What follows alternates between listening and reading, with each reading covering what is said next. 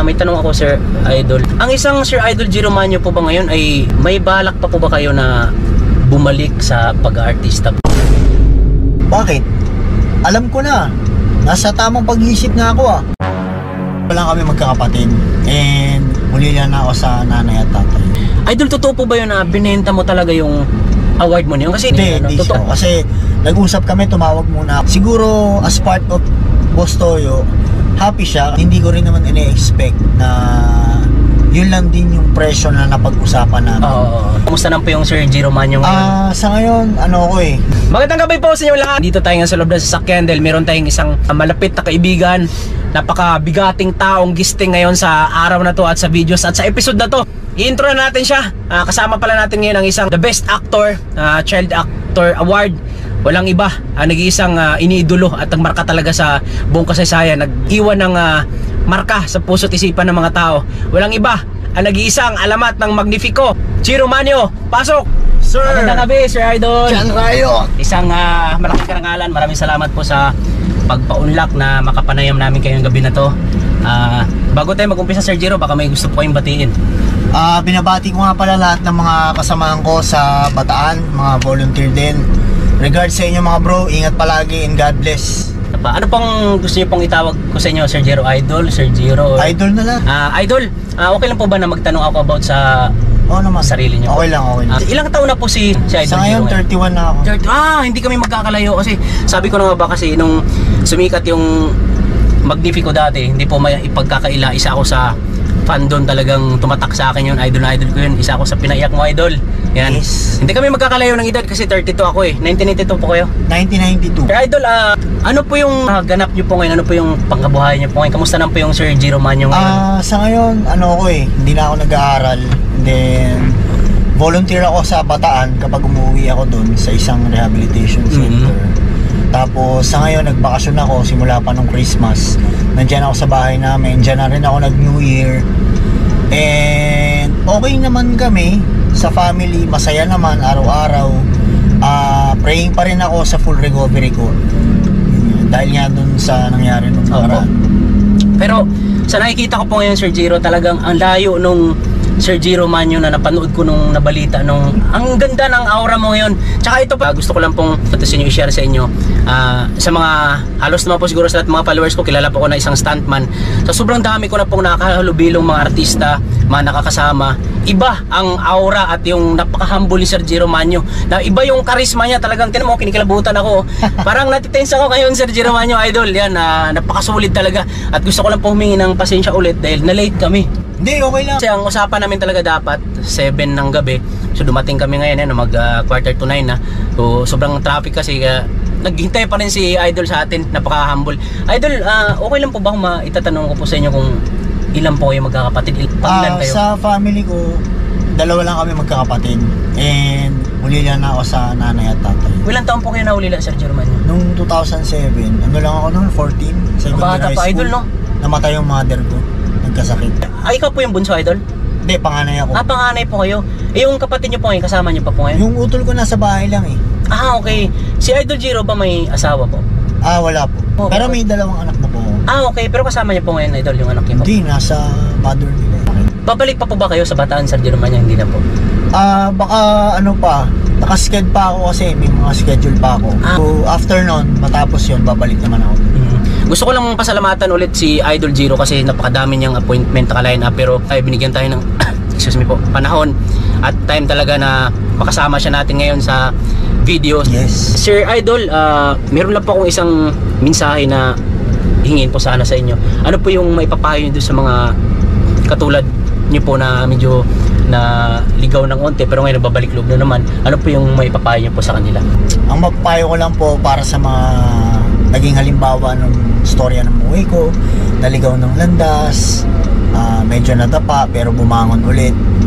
Huwag po natin kalimutan na kumilala sa Diyos, alagaan yung sarili natin, higit sa lahat po, unahin po natin yung pamilya natin dahil wala pong ibang magiging regalo ang Diyos sa atin kundi ang pamilya po natin. Maraming salamat, Sir Idol, napaganda ng mensahe nyo sa mga kabataan. Tapos yung isa ko sa kasamaang palad na tinamaan ng bagyo, Ay, nabasag. niwala mo. Oo, nabasag. Natandaan mo pa yun, idol, kung anong yun, anong award? Nakalimutan ko na eh. Nakalimutan mo na. Oo. Tapos yung ano ko, yung gawad durian ko, yun nga yung binigay ko kay Boss Tony. Oo. Ay, ito pala, idol, gusto ko lang linawin kasi meron pa rin mga naghahaka-haka, hindi pa rin malinaw sa kanila. So ito ngayon, si Idol Jiro Manyo yung sasagot po mismo yan sa personal na to, sa pag-uusap namin ngayon. Idol, totoo po ba yun na binenta mo talaga yung award mo niyon? Kasi maraming hindi talaga naniniwala kasi sa isang idol na sikat na the best actor, daming award, nagbenta ng ganun. Totoo po ba yung binenta niyo po talaga? Totoo yun, syempre. Okay po. Pero hindi ko naman iniisip na binenta ko kay Boss Toyo. Kasi Parang gusto mo pangalagaan. nagtiwala naman ako kay Boss Oo. Toyo. Tinawagan ko muna siya bago ako Mhm. pumunta doon. And hindi ko rin naman ini-expect na yun lang din yung presyo na napag-usapan namin. Oo. Siguro as part of Boss Toyo, happy siya kasi na-meet ko siya. Malaking privilege sa akin yun na yung gawad urian maipasama niya sa museum niya. So, Tama. yun naman yung tinitake ko for granted na pwede kong panghawakan, na pwede kong tignan doon kapag nandun na sa Pag museum. pag nabuo na yung ano niya. So yun, malinaw po, sinabi na Idol Jiro na hindi naman niya na bininta na kung ano na lang yung parang gusto niya lang mapangalagaan, mapasama doon sa mga history sa Yes. mismong museum ni gagawin ni Hindi, Bustoy. tsaka ano sa totoo lang, Pinoy Pound Stars kasi yun, so binibili talaga niya. Oo, tama. So siguro yung iba, nasasabi lang nila na nabenta or binenta. Kasi parang mayroon mga Kasi nabasa wala sa sila comment dun doon sa Idol ano parang scripted naman siguro yun na binenta niya. Hindi Totoo po scripted, talaga. oo. Kasi nag-usap kami, tumawag muna ako, ayaw daw niya ng scripted. Gusto niya tunay. Galing, no? Ang isang Sir Idol Jiro Manyo po ba ngayon ay meron pa pong lumalabas pa rin, gumagawa pa rin ng pelikula. Na kailangan daw nila ako doon. Kung bibigyan po ulit ng pagkakataon, lalo na po ngayon, meron kasi ngayong teleserye na mayagpag din sa Cedric Coco, yan, kaibigan namin yan. Kung sakali pong bibigyan kayo ulit ng pagkakataon na makasama do sa proyekto niya, ano naman po kayo? Hindi kasi sa ngayon po sir, kasi na medyo naglaylo ako sa Sa showbiz? Kasi nga dahil nga napabalita ako napabisyo ako. So ako na rin nagsarili na ibaba ko muna yung sarili ko ng konti. Mag-focus muna ako sa mga dapat kong intindihin sa family, sa sarili ko, sa recovery ko.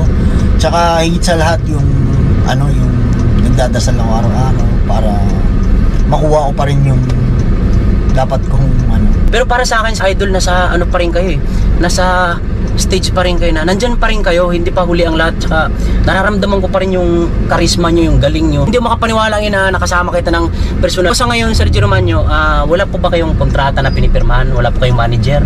Sa ngayon wala pa eh. Pero naka-line up yung mga guestings ko ngayon. Ang dami ngayong January. So, ayun, pinipili ko pa rin kung saan ako hindi may stress. Kasi yun ang payo sa akin eh. Bawal akong ma-stress, bawal akong ng any substances na mag-take. Kasi may mga iniinom akong gamot. So, alaga pa rin sa May tanong ako, Sir Idol, may balak pa po ba kayo na bumalik sa pag-aartista? Kasi happy naman ako ngayon sa family ko and nakakatulong ako ng konti. Medyo busy ako sa mga Bible, nagbabasa ako ng mga Bible. Tapos nag-update naman ako sa sa mga doctors ko para dun sa health ko. Dahil nga napabisyo ako nung nakaraan. So going straight na po ngayon. Nakikita ko ba sa Diyos sa aura nyo pa lang po tsaka yung sa looks nyo ngayon, ibang-iba yung dating nyo. Pero may mga pinipili naman ako na pinupuntahan. Halimbawa, mga guestings, mga ganun. Pwede ko pong malaman, Idol, kung ano po yung mga nyo naka-line up ngayon. Okay lang po ba? Sa sa puro iba sa 7. Okay. Pero hindi pa siya sure. Pero tumawag na sila sa akin. Okay. Na kailangan daw nila ako doon. Kung bibigyan po ulit ng pagkakataon, lalo na po ngayon, meron kasi ngayong teleserye na mayagpag din sa Cedric Coco, yan, kaibigan namin yan. Batang Quiapo. Alam kong mapapanood niya tong video natin na to. Kung sakali pong bibigyan kayo ulit ng pagkakataon na makasama do sa proyekto niya, ano naman po kayo? Hindi kasi hindi ganun kadaling mapasama doon, lalo na yung matagal kang nawala sa pag-aartista. Siguro mahabang proseso. Tsaka alam din nila yun na baka kailangan ko pa ng more time spend sa sarili ko. Okay po. Tsaka mas mag-focus ako sa recovery ko. Baka yun ang sabihin nila. Ang ginagawa kasi ni Direk Coco ngayon, di ba, yung mga hindi na nabibigyan ng mga trabaho, yung mga dating artista, lahat binibigyan ng chance ulit na lumabas sa kinabibilangan na industriya. Maraming salamat po sa sagot nyo. Ako 100% talaga ako kasi yung nakikita ko pa rin yung aura mo, yung galing nandyan pa rin. Kaya saludo po ako sa inyo. Isa po akong nag-iidolo sa inyo. Pag nagbigyan ng pagkakataon ulit, go naman po kayo sa Giro Manyo. Hindi ko muna Masasabi sa ngayon. Pag sakaling halimbawa, tatawag si Direk Coco. Yun ang pag-iisipan ko. Pero napapanood ko yung Batang Quiapo at sinusubaybayan namin. Marami kasi ng kwento. Kasama ng mga kaibigan direktor, ay baka maano kita dun sa mga namin paghanda ka na pag okay ka na ulit sa showbiz. So sa ngayon, focus ka muna sa sarili mo muna. So yun, maraming salamat Sir Idol, napaganda ng mensahe nyo sa mga kabataan. At ramdam na ramdam ko po yung tuloy-tuloy na pag-recovery ni Sir Idol. So Sir Idol, alam ko po na malayo pa yung mararating mo, yung next journey mo. So suportado pa rin kami sa inyo. Sir Idol, okay lang po ba na humingi ako ng konting lang, sample lang, or sa mga followers lang natin ng kung ano may tumatak na line sa'yo doon or galing sa puso hanggang ngayon na dyan, pwede bang sampulan lang ng wait lang. kahit sa saang mga mga pelikula po na nagawa nyo? Ito yung sa Bagong Buwan. Okay. Yung patungkol sa mga Muslim tsaka Kristiyano nag-away. Ang sabi ko noon is, bakit? Alam ko na, nasa tamang pag-iisip na ako Alam ko na yung mga tungkol sa mga sinasabi mong rebelde. Tsaka 8 years old na ako, laki-laki ko na. Galing. Taramdam ko pa rin, Idol. Congrats, napakagaling mo pa rin. Talaga, Idol, tanong ko lang, ano po yung year kayo lumisa na sa industriya na parang napagpasyahan mo na iwan ko na tong industriya na to muna? 2011 kasi naipasok na ako sa private rehab. Opo. So wala na ako nun sa ABS-CBN and nag-end na rin yung contract ko kasi nagkaroon ako ng malaking problema nun. Hindi na ako nakakapunta sa shoot. So napagdesisyonan nila na tapusin na ako dun sa palabas namin. Yung tayong dalawa. Ay, oo, kay G. Cuenca at Gerald Anderson. Napanood ko pa yun, high school life din ako nun. Mga ilang taon po kayo nun, Idol? Ako nun 15 yata ako. Bata pa no, grabe nung bagito no. Nandun pa rin naman yung pagka-heartthrob ni Idol. Tumaba lang siya ng konti, pero alam ko pag nagtuloy-tuloy yan, babalik sa dati. Nandun pa rin naman yung angas ng dating niya. Idol, ilang taon po kayo nag-umpisa mag-artista? Nag-start ako 6 years old. Bata pa no? Bata pa ako nun. Kasali ako sa mga commercial. Yung Jollibee. Nandun ako kay Aga Mula. Galing no. Tapos may commercial kami na ice cold mix, yung juice. May kasama ako ng batang babae. And Promil, yung gifted child. Tapos nasundan pa ng mga palabas sa TV, yun sa ABS-CBN. Kasi sa ABS-CBN talaga ako dati. Sino po naka-discover kay Sir Idol Giro Manyo sa pag-artista? Discover ako ng isang talent scout lang sa tinitira namin dati. Nakyutan sa akin, tapos yun, naglakas loob, kinausap yung kamag-anak ko na gusto ko raw mag-artista. Ayun, yun. Nagtuloy-tuloy na yung karera. Tuloy-tuloy na. Simula nung 6 years old ka po nag-umpisa, hanggang 15 po no, sa industriya ng mga sa showbiz no. Mga ilan po kayang teleserye o pelikula na gawa niyo po lahat? Alam mo bro, marami din Sobrang dami din. Siguro mga lagpas 10 din. Dami ko na akong award eh. Sa ngayon yung pinanghawakan niyo pong award, ilan po yung nandyan ngayon? Ang nasa akin, dati kasi yata yun 12. So, ngayon ang napanghawakan niyo pong award, may mga natira ka pa doon? Marami pa. FAMAS, dalawang FAMAS ko. Metro Manila Film Fest, Film Academy of the Philippines, Star Awards, Gawad Tanglaw, Pasado. Meron pa ito. Hindi ko na maalala. So, maraming salamat sa mga kwentuhan natin na simple lang kay Idol Giro na pagbigyan pa rin tayo. So siguro hanggang dito na lang to kasi 9 na po at makapagpahinga na rin siya. So gusto ko lang magpasalamat ulit sa oras na binigay niyo po sa Sir Idol. Yan sa mga update na binigay niyo sa amin. John Riot no? John Riot Thank po. you very much. Sir Idol, pagdadasal ko rin po palagi na magtuloy-tuloy na recovery mo at hindi pa ito yung huling pagkikita natin. Pagkikita at magkikita pa rin tayo. Salamat. Sir Idol, maraming salamat. Thank you bro. Thank you.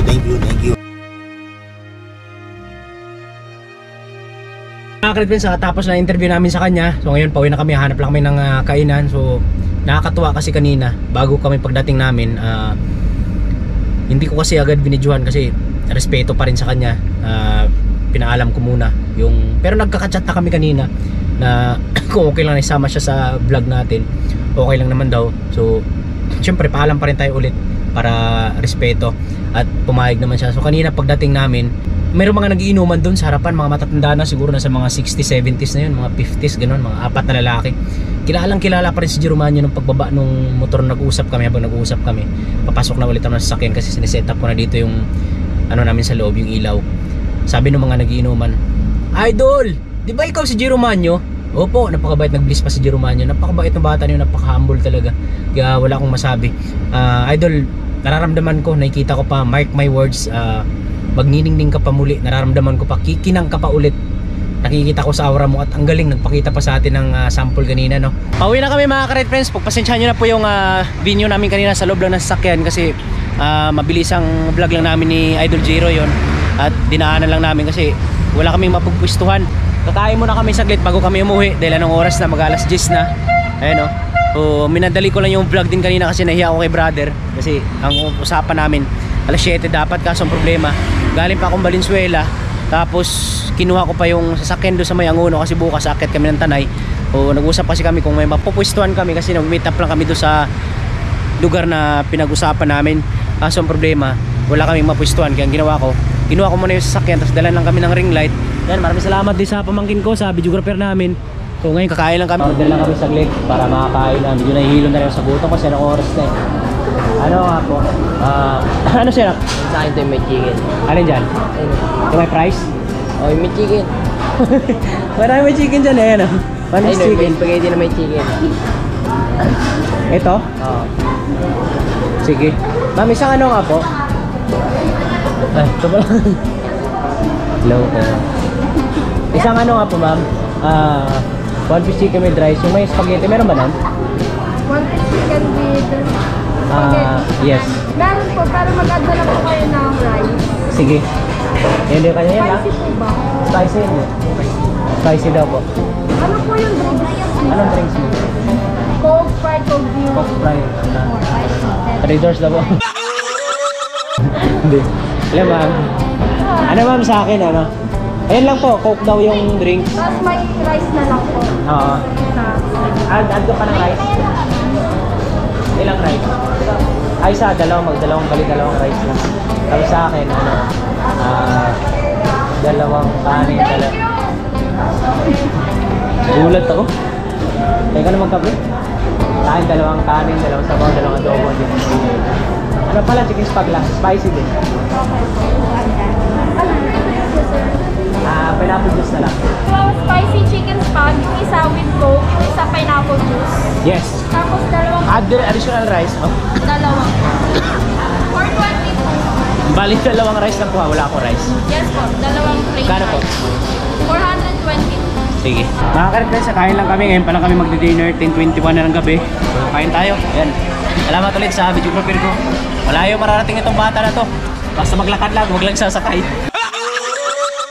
Sabi ko na nga ba kanina mga ka-friends, pero ako nakalimutan na. Patay. Banggaan. Sapol. Takas na. Smoso marites. Sabi ko na nga ba mga ka-friends, meron akong isang mensahe dapat na sasabihin kay Idol Jiro kanina. Kaso nagmadali na rin ako na tapusin kagad yung video dahil naghintay rin siya ng matagal, tsaka anong oras na yon. So Idol Jiro, alam ko mapapanood tong vlog na to kasi sabi niya sa akin pagtapos ko daw i-edit at ma-upload, ipasa ko daw sa kanya or itag ko sa kanya. Yan, ito lang masasabi ko Idol, taas no pa rin yung respeto namin sa'yo. Napakataas yung respeto kasi lalo siya, napaka-humble mo. Kahit lumipas man yung panahon, pero yung iniwan mong alamat sa kasaysayan, mananatiling magmamarka yun sa puso't isipan ng mga tao na nakapanood sa iyo, at hindi na kayang burahin yun nino man, at hindi na mabuburahin sa puso't isipan ng tao. Mahal na mahal ka namin at good luck sa new journey mo. Lagi lang naming ipagdadasal na tuloy-tuloy yung recovery mo, at nakikita ko pa, nararamdaman ko pa, lakas pa ng pakiramdam ko. Mark my words na magniningning ka pa muli. Abangan namin yan. Dito lang kami palagi nakasuporta sa iyo, at nag-isa ka pa ring idol sa number 1 sa puso ko. God bless. Hanggang dito na lang. Maraming salamat po. I love you all. Sa buhay natin ay dumarating ang pagkadapa, ngunit ang mahalaga, patuloy tayong bumabangon. Isipin ganong man katararik ay makakaahon, kahit na anumang hamon. Pangarap wag mong itapon, wag mong madaliin at sumabay ka lang sa alon. Pakatandaan mo na pagkatapos ng dilim ay liliwanag din ang araw at sisikat ulanin ka man ng mga problema at balakid sa daanan. Lumakad ka basta wala kang sinasagasaan. Sir! Magandang gabi, Sir Idol. John Riot! Manatili lang na mapagkumbaba, pagalang at pagrespeto sa iba'y huwag mawala. Sa bandang huli magagawa mo rin na abutin mga pangarap mong sintayog at kinang ng bituin. John Riot, no? John Riot Thank po. you.